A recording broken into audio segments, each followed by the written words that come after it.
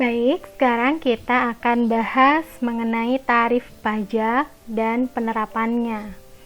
Seperti yang saya paparkan sebelumnya, tarif pajak PPh 21 itu umumnya adalah tarif pajak berlapis, di mana tarif ini diatur pada pasal 17 Undang-Undang PPh.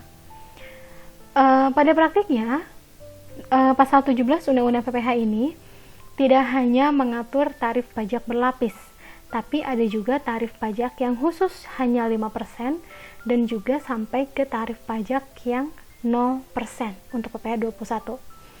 Namun karena pertemuan kali ini kita baru akan membahas PPh untuk pegawai tetap, jadi kita hanya akan bahas tarif PPh pasal 17 Undang-Undang PPh untuk tarif berlapis. Tarif berdasarkan pasal 17 Undang-Undang PPh diterapkan atas penghasilan kena pajak dari pegawai tetap, kemudian dari penerima pensiun berkala, dari pegawai tidak tetap atau tenaga kerja lepas, dan juga bukan pegawai yang menerima imbalan yang bersifat berkesinambungan. Nah, bagaimana cara menghitung untuk PPh pasal 21 bagi pegawai tetap? Yang pertama, kita harus tahu dulu berapa penghasilan bruto. Kemudian, nanti penghasilan bruto dikurangi dengan biaya jabatan, dikurangi juga dengan pensiun, JHT, THT yang dibayar sendiri. Ingat ya, dana pensiun, JHT, THT yang dibayar sendiri. Ini ketentuannya Anda bisa lihat di tayangan sebelumnya atau di slide-slide yang telah saya berikan. Penghasilan bruto setelah dikurangi biaya jabatan, setelah dikurangi iuran-iuran, maka disebut dengan penghasilan neto. Kalau sudah punya penghasilan neto, nanti dikurangkan lagi dengan PTKP, baru diperoleh dengan yang namanya penghasilan kena pajak. Penghasilan kena pajak ini yang nanti disebut atau yang nanti akan dikenakan tarif PPh pasal 17. Maka setelah dikalikan dengan tarif disebut dengan pajak terutang.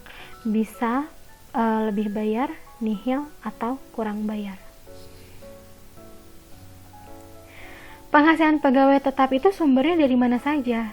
Bisa dari gaji pokok, bisa dari tunjangan berkesinambungan, bisa dari uang rapel, bisa imbalan tahunan, bisa juga natura.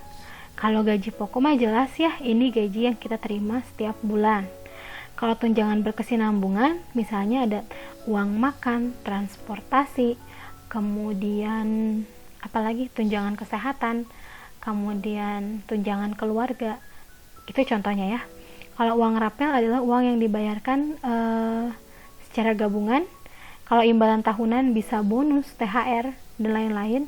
Kalau natura yang telah kita bahas sebelumnya, misalnya beras, susu, terigu, gula, pokoknya kenikmatan-kenikmatan yang diberikan oleh perusahaan sebagai fasilitas terhadap karyawan gitu. Nah, ini perspektif pemberi kerja. Pemotongan PPh 21 itu oleh pemberi kerja diakui sebagai beban gaji di laporan laba rugi dan akan muncul utang PPh 21 di posisi keuangan. Ini perhitungan teknisnya, Anda nanti bisa baca sendiri. Untuk lebih memahami, sekarang kita masuk ke soal. Nah, ini contoh pertama. Arbi pada tahun 2017 memiliki gaji sebulan sebesar 5 juta dan membayar iuran pensiun yang ditanggung sendiri sebesar 150.000. Arbi telah menikah dan memiliki 2 orang anak. Bagaimanakah perhitungan PPh pasal 21? Kita telaah dulu informasi apa saja yang ada dalam soal ini. Yang pertama adalah gaji pokok sebesar 5 juta. Nih ya.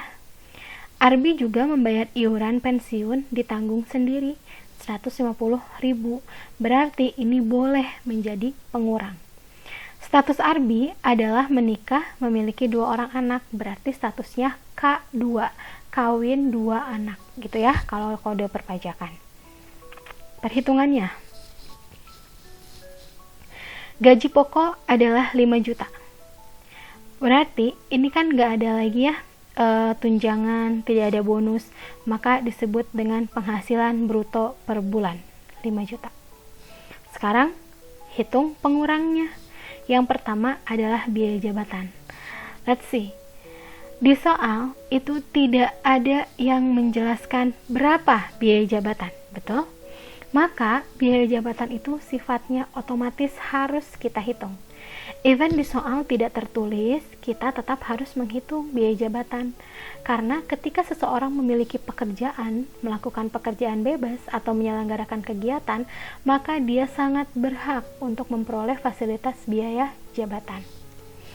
Biaya jabatan adalah 5% dari penghasilan bruto. Berarti 5 juta dikali 5%, yaitu 250.000. Nilai maksimalnya adalah 500.000 per bulan. Karena ini 250.000, maka boleh dikurangkan seluruhnya. Belum mencapai batas maksimal. Nah, yang kedua adalah iuran pensiun. Ini dibayar sendiri oleh karyawan, 150.000. Ingat, batas iuran pensiun per bulan adalah 200.000. Karena ini belum mencapai batas maksimal, maka juga boleh dikurangkan. Maka total pengurangan untuk penghasilan ARBI adalah Rp400.000.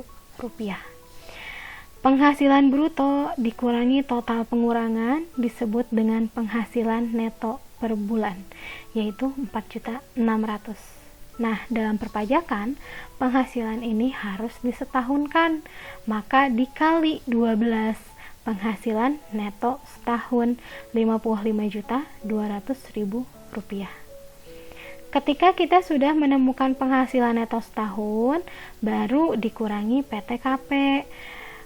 ARBI kan tadi statusnya K2 ya, berarti untuk sendiri dulu, ARBI menanggung diri sendiri sebesar 54 juta, menanggung status kawin sebesar 4.500.000, juga menanggung 2 orang anak. Ini salah ya, ini 2 orang anak. 4.500.000 dikali 2, jadi 9 juta. Maka total PTKP yang berhak dikurangkan oleh ARBI adalah 67.500.000. Kemudian penghasilan netonya dikurangi PTKP. Kebetulan ini nilainya negatif, jadi PTKP-nya lebih besar daripada penghasilan ARBI. Maka penghasilan kena pajaknya adalah minus 12.300.000. Kalau kayak gini masih harus bayar pajak gak?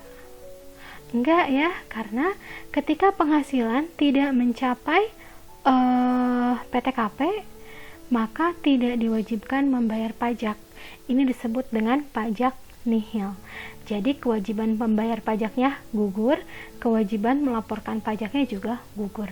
Sebenarnya masih ada sih, meskipun penghasilan kita tidak mencapai PTKP, tidak melebihi PTKP, masih ada beberapa yang melakukan pelaporan PPH, pelaporan SPT PPH 21. Sebenarnya kalau misalnya penghasilannya tidak melebihi PTKP, itu tidak wajib melakukan pelaporan PPH pasal 21. Sampai sini untuk pajak nihil, mengerti ya? Mudah-mudahan bisa dimengerti dengan baik.